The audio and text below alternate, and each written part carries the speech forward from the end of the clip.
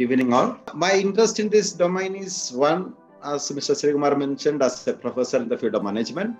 And second, I also run a technology business incubator. I'm the director of the technology business incubator in Cochin University. For others, Cochin University is one of the leading state universities in Kerala. And probably I think I'm the only professor representing a state university in this panel. You all know that in India, when we talk about tertiary education, state universities are a big force to reckon with. And unless we really bring about some changes in the state universities, the way they operate, probably many of these concepts will never become fruitful.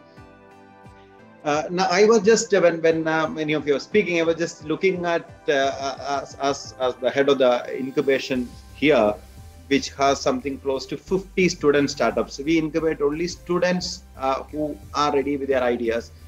Along with their studies, we allow them to set up there's a small ventures in the incubator and work there along with their studies. That is what we do. So I have close to 50 student startups working with me in my incubator now. So I was just looking at the curriculum of engineering as well as MBA and comparing that with my curriculum when I was doing my engineering in the early 90s at NIT Calicut or MBA in 93, 95 at IIM Bangalore. And I was just wondering what actually has changed from the entrepreneurial environment of the early 90s to today, as far as an institution is concerned, a university is concerned. I find that in my days, entrepreneurship was probably not an acceptable word. As a student, if I said I want to take up entrepreneurship after my engineering, I mean, people obviously understood that either this guy could not get a job, he is so bad, did not get a job, or that he has a lot of back papers, a lot of papers he could not clear, so he had no other option. Till he clears all those papers, he has to go for entrepreneurship. Those are the only two cases where somebody talked about becoming an entrepreneurship after engineering or an MBA.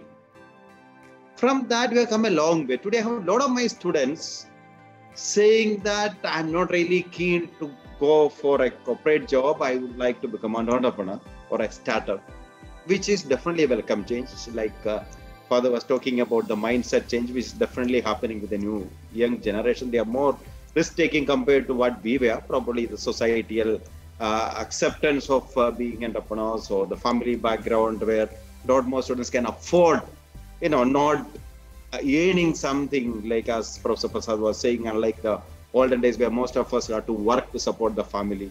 So maybe many reasons. And one significant change, I find that the ecosystem has definitely improved. Even in a very conservative state like Kerala, which was never known for entrepreneurship, as Malayalis here will all agree, where we always thought working in Gulf or working as a peon in a government company was always, considered to be more appreciable than being an entrepreneur. But in a state like Kerala, the ecosystems have really improved. Whether we are talking about, funding opportunities like the venture capitalist or the angel funds, which are available in plenty, or agencies like Kerala Startup Mission or IEDC's kind of schemes, which are doing a phenomenal job of encouraging student startups. So a lot of things have improved. But if you ask me something that hasn't improved or something that hasn't changed, it is basically education. Like the way I was taught in my engineering colleges and the way the kids are being taught today in engineering colleges, I don't find much of a difference. If you look at the curriculum, I had a paper on entrepreneurship management or something way back in 90s. And I think today also that is only paper which each engineering curriculum carries as far as, the 4-year programs are concerned. Or MBA also, you may have 2-3 such papers. So as far as the curriculum is concerned, we have to massively change that. One, along with your state-of-the-art papers in technology, you may also have to look at papers which are more practical. Most of the students who come to me for setting up their startups feel that they haven't picked up any skill in their 4-year engineering curriculum as far as setting up a company is concerned, running an entrepreneurial venture is concerned. Like whether it could be, for example, with respect to product designs or marketing a new product or even intellectual property rights. These things are never introduced in any of those management or engineering curriculum. So this is an area of major concern. So that is one. So second part is, even if these kind of papers are taught in management or engineering curriculum, they are taught by faculty members who have no orientation to entrepreneurship. Right? So how do we talk about entrepreneurial education institution where the faculty themselves have no entrepreneurial orientation, because they probably have become teachers because they never wanted to become an entrepreneur, or they never wanted to work in a company. So they became teachers, right? So they are teaching entrepreneurship to these young kids. And what do? They teach the theories of entrepreneurship, they teach the traits of entrepreneurship, which are all of no use to anybody, right? Rather than scoring marks in an exam. So one major step like we have initiated, probably we have become the first state university, just like some of the IITs, is that we are going to modify the rules, government rules, service rules. We are going to allow teachers to run entrepreneurial ventures in the campus. Like in US, we talk about, Harvard coming out with breakthrough products, or, a lot of technology ventures outside are jointly owned by teachers and students. Why do that happen? Basically because teachers have some interest in this. I 100% agree with Professor Prasad. Unless you have some monetary incentive or interest, it doesn't work. Entrepreneurship never works. So for teachers to encourage students to get into entrepreneurship, probably teachers should also have some monetary interest. So why do we encourage our students to publish now? For example, if you ask any of my colleagues teaching in MP or MTech program, they will say that if you are doing a thesis or a project, the first priority has to be publish. Why do they force the students to publish? Because if they publish, the teacher also become a joint, author, and you get credits. Correct? So similarly, if you become a joint owner of an entrepreneurship program along with your student, and that will create a lot of changes in the whole system. For example, I was just looking at the composition of the student-run entrepreneurial ventures in the state. 90% of them are run by undergraduates. 90%, right? Probably 9.9% are run by PGs, MTechs or MBAs, and 0.1% are run by PhDs. So what does it mean? As you study more, as you acquire more degrees, in our system, your entrepreneurial energy come down. The number of students, engineering students running entrepreneurial ventures are much, much more than students doing MBA. So why does it happen, right? That is again, probably we have to seriously look at this curriculum, the way it is run now, right? So we in QSAT have initiated a scheme where we are trying to encourage the PhD scholars to become entrepreneurs. Why? Because many of them have access to some of the best, research outputs compared to BTech or an MTech students, because they spend a lot of time doing experiments and developing something. And they just write a paper and which probably gets into some of the top journals, and that's it. Or some students, even teachers may force them to go for a patent, because some teachers have the habit of accumulating patents, and what they do with the patents, nobody knows it, because world over also, the percentage of patents reaching the market is less than 10%, right? So these are the kind of things which normally work against the spirit of entrepreneurship, because nobody is keen on converting their hard-earned, research output to a useful product or a service. Because that is not your objective. That is not the objective of the student, nor is it the objective of the teacher, nor is the objective of the institution. Because we are all constrained by this system of papers and patents deciding, as Sriwa was rightly saying in the beginning, and many times they decide the ranking of the institutions. We are only bound by that. So this system probably has to change, where setting up a company has to be as acceptable as publishing, probably, or more acceptable than publishing a paper or getting a patent, right? If you are able to employ 100 people, or if you are able to come out with a breakthrough product from your research, right? That should be given a lot more appreciation than just writing a paper or as I said, just applying for a patent. So that is my first point. The second point, that was the second point, encouraging faculty to work. The third is basically the flexibility of the institution. Like when we talk about the entrepreneurial universities probably are synonyms for rigidness. We are very rigid in our approach, the administrative complexities that we talk about, right? For example, like many of the students have this problem. You may do, like, for example, Father was talking about encouraging the students to do some toys as part of engineering physics, a great idea. But my concern is, like, for example, suppose I develop an outstanding toy using the best of physics principles.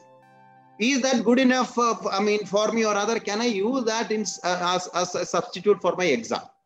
Why is that, somebody still forces me to mug up all those principles and write a university exam and pass with 60%? I have some of my best entrepreneurs in the campus who are not able to get an engineering degree because of one or two papers here and there. I don't want to mention them, but some papers which probably may have very little practical use, but they are not able to mug up those theories and write those papers and pass, because of which, they are not able to get the degree. So are we able to get a kind of a very flexible curriculum where whatever quality work that you do, you are able to gain credits for that, and those credits, probably you can use those credits, like the new educational policy talk about credit bank and all, but they are more for courses. So can this kind of projects also be useful for earning credits which you could use in lieu of some of the compulsory courses which are to be there? I don't say everything, but can we have a set of optional courses where you can replace some of them with these kind of projects? For example, in Kerala, we have an excellent project called YAP. It's called Young Innovators Program, where all college and school students are encouraged or funded by the government to take up innovative projects. But unfortunately, one problem, the same problem I find there also.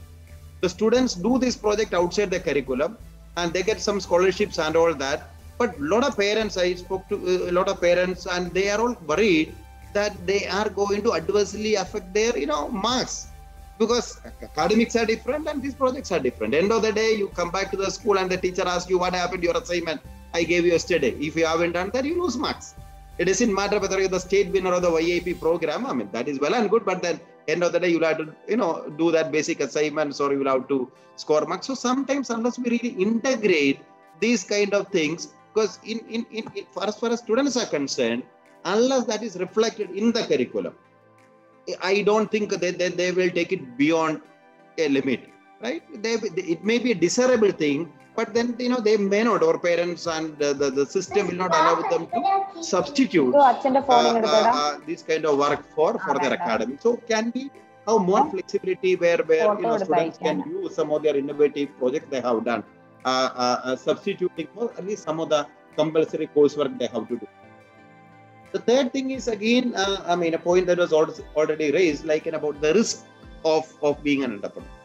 And that is a huge concern, like for all of us. When we have our children looking at entrepreneurship, we are all concerned. Are taking too big a risk when they have an easy job? Like, campuses are flush with jobs, good campuses I'm talking about, good campuses. So, but then how do we minimize the risk? So I many times feel that we have to really, showcase examples of students who have tried entrepreneurship along with their studies, but they were very successful. Not necessarily successful only with respect to setting up an entrepreneurial ventures, but with respect to improving their skill set, which probably help them to get a good job. For example, in QSAT, we always showcase some cases where students who were running entrepreneurship ventures, startups from the second year, some of them could not succeed as an entrepreneur, but they got some of the best jobs with Google and Facebook, basically because the companies also, appreciate these kind of skills, like what they call the entrepreneurship, your communication skills, probably, your coordination skill, your networking skills, and your ability to think out of the box and learn beyond the syllabus. These are all very appreciable, valuable things, right? So these are some very, very important things we need to showcase and motivate our kids. That, the success of entrepreneurship is not always about the kind of money you make, but also about the skills that you gain, which could become handy. So we have to minimize the opportunity cost for an entrepreneur.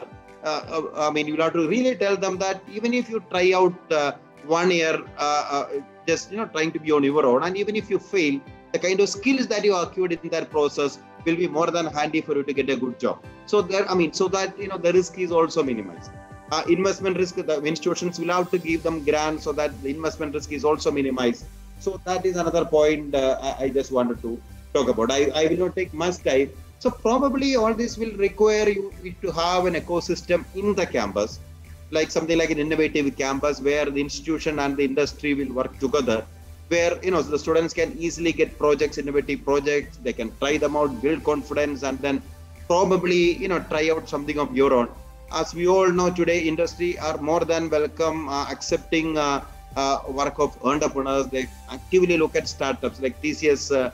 Last week we had a presentation by TCS where they actively encourage youngsters, students to probably suggest solution to a lot of problems they normally put up on the public space. They can solve it and get back to companies, so company can absorb them or even reward them, etc. So a tighter integration between industry and the academia in this context will be helpful. One. The second, we need to actually push for policy changes with respect to encouraging institutions to be more flexible with students who really want to try out startups or entrepreneurship, and also encourage faculty also to become part of many of these ventures and give them the equal credit what they get for publishing in a top-notch journal or getting a patent for running a successful startup. These are just my thoughts. Thank you for your listening. Thank you.